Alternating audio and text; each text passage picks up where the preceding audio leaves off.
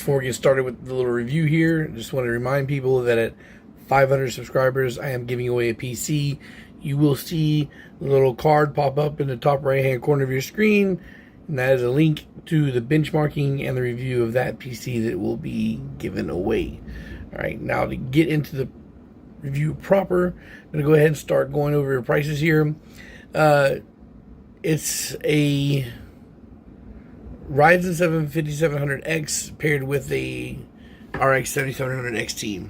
Now, the overall total cost of this build is just under $800. So this is an $800 build. And initially it was like $750, but I did go back and once I made it my main PC, I started tinkering with it and adding things to it. I upgraded the cooler, I added an extra SSD because 512 is just annoying when you're trying to do benchmarking and all that stuff. But anyway, this PC build still technically could have been a little bit cheaper, but I guess it kind of offsets it for the price of the GPU, considering that it's a rarity to find what essentially is a brand new GPU 7700 at that price. So yeah, you can take some price away from some things, but then you add some to others. I think 800 is a fair place to say where this build cost lands. So again, the Ryzen 7 5700X, at the time I bought it at Micro Center, total cost was $160. It's about $20 above what I normally pay now. And the Asus Prime B550 Plus. Now the reason why I bought that motherboard is because I was in a bit of a pinch. Like, I bought the MATX motherboard, the A520M, I believe it was, but the 7700 XT is too big to fit on that board because all the power cables for the front panel go into it and the GPU bumps into all that stuff. So I wanted, because I was essentially ready to do the build, I needed a motherboard and I needed one fast. So I went ahead and paid for that one because it was an overnight type deal. And but it's feature wise, not really many to speak of, and so yeah, I guess you could say I paid what would essentially be an inflated price for a motherboard that doesn't really have a lot of the options or even the look quality that I could have got for something else at that price. So of course we already talked about the 7700 XT. It's a power color, so that also does bring down the price a little bit. They're pretty simple builds, but the GPU itself does look pretty good. It's not a bad looking card. And once I started really benchmarking this for this video, really impressed overall by the quality.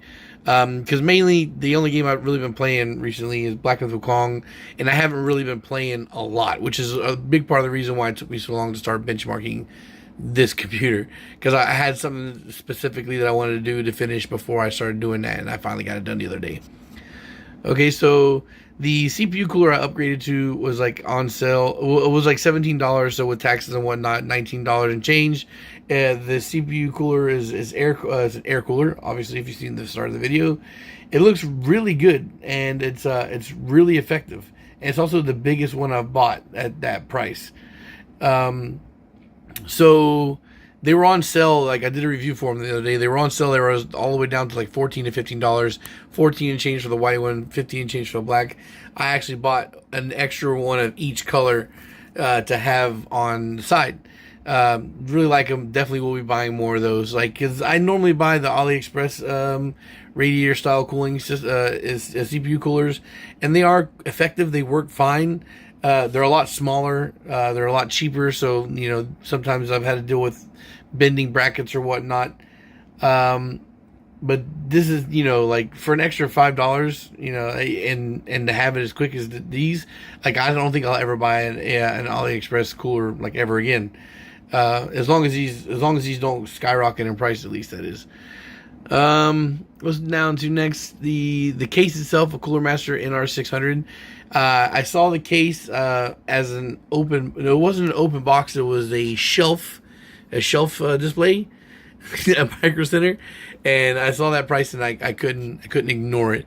So I mean, as I watched the reviews on it, I saw some people do like a green build theme with it, and it looks pretty nice.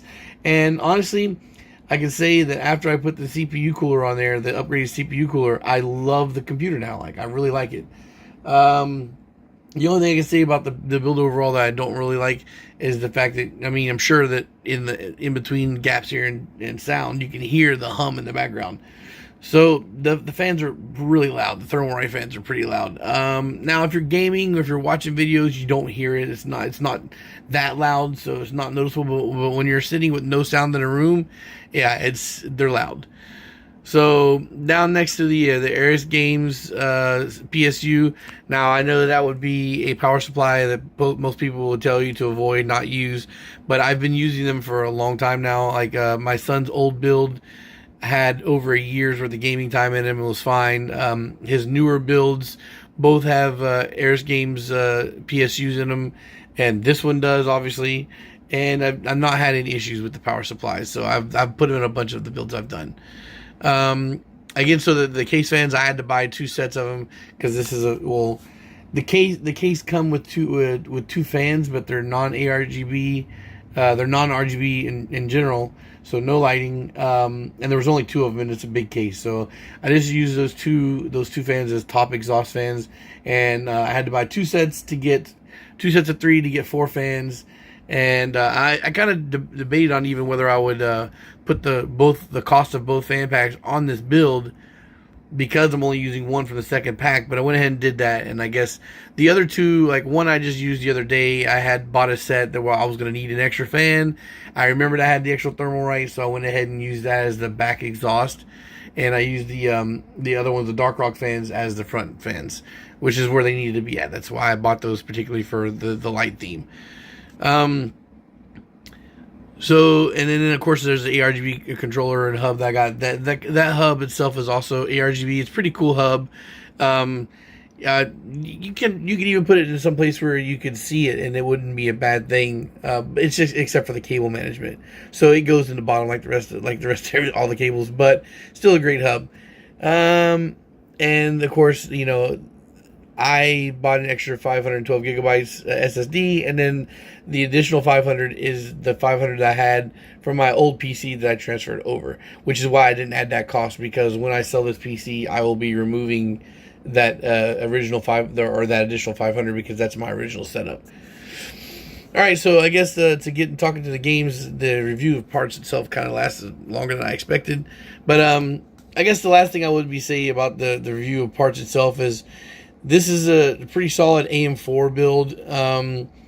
Apparently everything I've used for this build actually will work with the newer lower end GPUs that have come out. So like the 9070, the 5070, 5070 Ti, and I believe the 9070 XT as well would also work with this setup pretty well. But of course, I am building a 9070 PC for myself, and I am finally switching over to AM5 because, I mean, I will probably list it for sale, because if I can sell it, why not? But at the same time, like I figure it's not going to sell, and that'll probably be my new main rig, and I wanted to have the newest stuff out here, so that way, I don't need to really consider upgrading for a long, long time. So, and actually, I'm going to be doing some test referencing as well too. I'm going to be pulling the 7700 XT out of this build and putting the 9070 in there, just to see the difference in performance before finalizing the 9070 in the new AM5 build. So I have a collection of games here that I know that are pretty popular, and some that I actually am enjoying playing.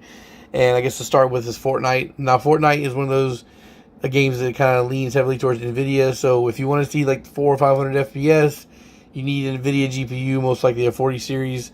Actually, I'm going to be doing some testing on 3080 soon, so we'll be seeing that as well. But at the high end, Fortnite was reaching like 360 to 380 FPS.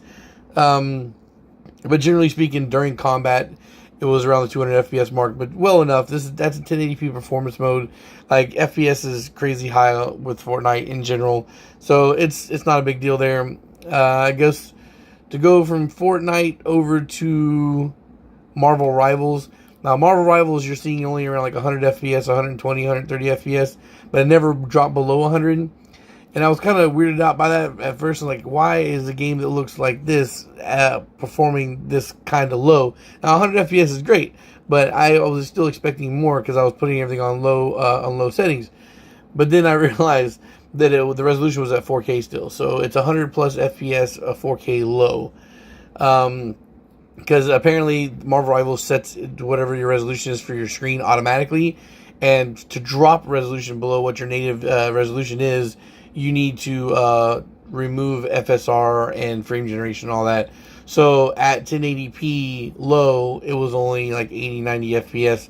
So it actually was performing better at 4K than it was at the lower settings. Now, I don't know if that's something that's going to be edited out or updated out with a driver update or whatever, but or a game update. But it is what it is.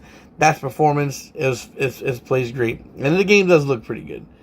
That goes from there. We can jump over to, I guess one of my new ones. Or no, let's just go to one of my favorites here, which would be Warhammer 40K Space Marine 2, right?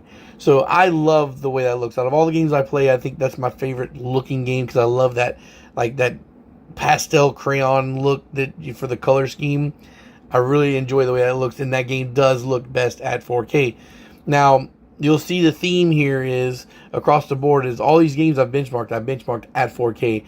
And I know that, like, you guys, anybody who's seen or a repeat viewer of my reviews, I like to test everything in 4K because I want to see how it does at the best end. Like, if it can't play at 4K, like if it genuinely stutters and lags, then I'll lower resolution down. But generally speaking, if it can play it, then that's where I'm playing it. Now, so with Warhammer 40K, it brought a big smile to my face because it's the first time I've ever seen over 100 FPS in Warhammer, and that was a 4K Ultra presets. So again, pretty happy with that. Generally speaking, Warhammer plays on just about every GPU and CPU setup I've thrown at it, except for a couple. But usually speaking, if you're doing the 4K Ultra, you're expecting you'll get 30 to 60 FPS. And I know that people love to argue that 30 is not playable. 30 is completely playable. But of course, again, it's very great to see 100 plus FPS at Ultra presets. Now, jump over to the new game I just recently got, Helldivers. I was surprised at how graphically demanding that game was. We did, I again, testing at 4K, I averaged anywhere between 60 to 65 FPS. I don't believe I dropped under 60 FPS. So again, completely 60 FPS and above, that's the standard for most people, right? 60 FPS, 4K, no problems. And that's at 4K high settings. So, go from there to Monster Hunter Wilds that also recently released, and that game has been really buggy. Even myself personally, I recently tested it on a 580. The 580 is above the standards of the minimum. It's above minimum requirements for the GPU, but still was having bad issues of fading in and out on textures and terrains. Turns out the 580 specifically has a bug with that game that causes that issue. So again, there's still plenty of stuff that needs to be worked out for PC optimization for Monster Hunter Wilds. But in the meantime, I was able to play for a couple hours on this game, and at 4K high settings, I was getting 70 something FPS on average, even upwards like 80 FPS.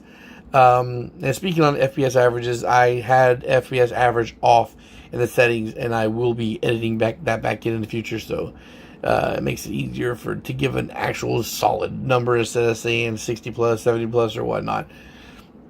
So yeah, again, Monster Hunter Wilds supposedly really hard to play on PC without like a high-end GPU. 7700 XT is technically a mid-tier GPU. 80 FPS, 4K high is no problem. Alright, so from there, I guess move on to second to last, and I guess I'll talk about is Assassin's Creed Shadows. I had the code for Assassin's Creed Shadows from last year, buying an Intel Arc A580. So I've just been sitting on that code for the longest time until the game finally dropped and I was able to play it. Now, to keep the politics out of the game and what the game is, what they're trying to push with that is one thing. There's a lot of cutscenes in the beginning. Like, I sat through a lot of it at first. I probably watched 20, 30 minutes of cutscenes, and it was getting late, and I'm like, I can't do this anymore. So I started skipping through all of it. So again, the cutscenes are skippable, which is great. So I got through that stuff, and by the time I skipped through three different scenes, I was able to start playing. I think the game kind of feels clunky. Now, as far as modern action games, I guess you want to call it, Black Myth: Wukong is what I've played the most.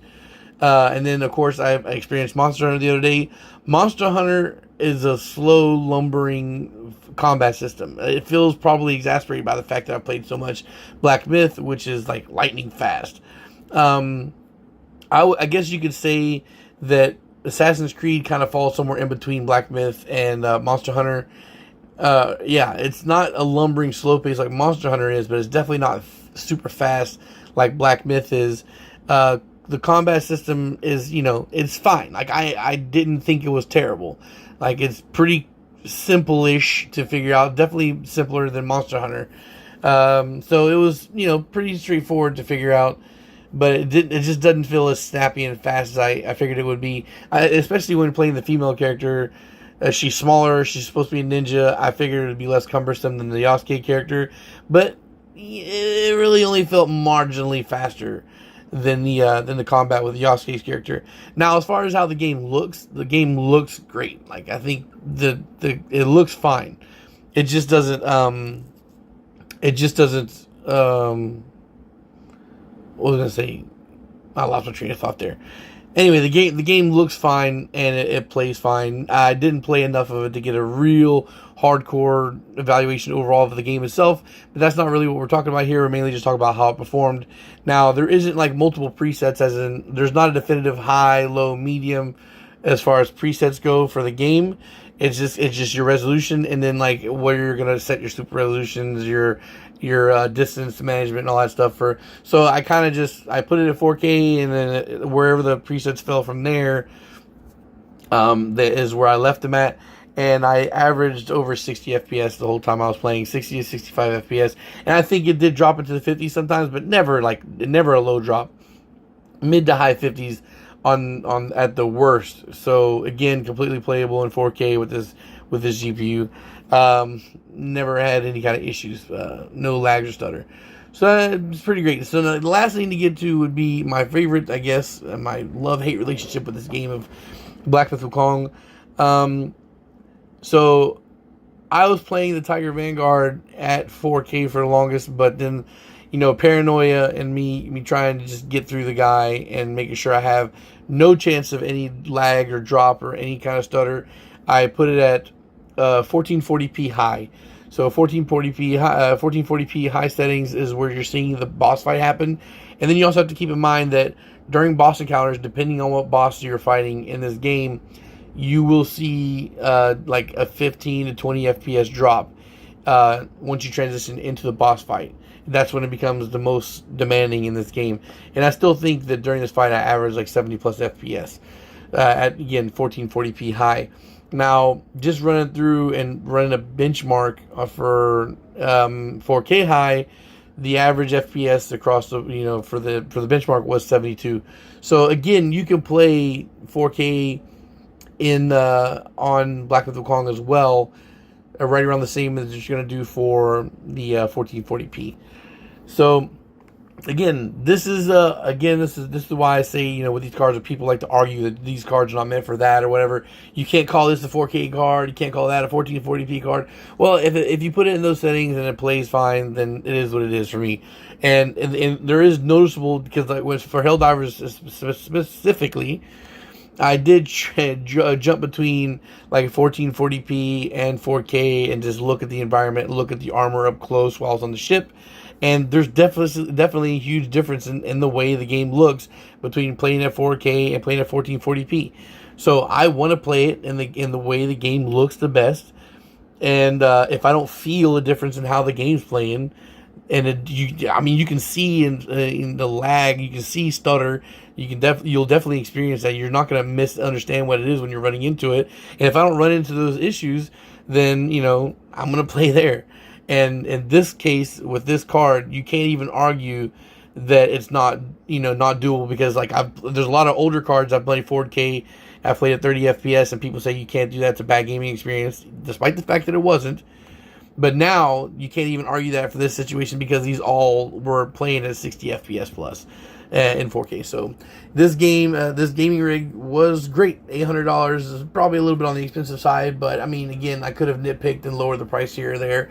But I think that for what this PC is capable of doing, and for how long this is going to be a relevant system, I think that is a great bang for your buck, a great value.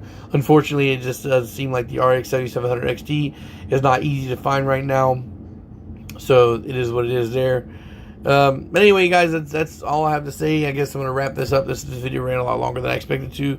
I will leave, I guess I'm going to leave time links or whatever so you can jump around at your own pleasure. But thanks for watching, and peace.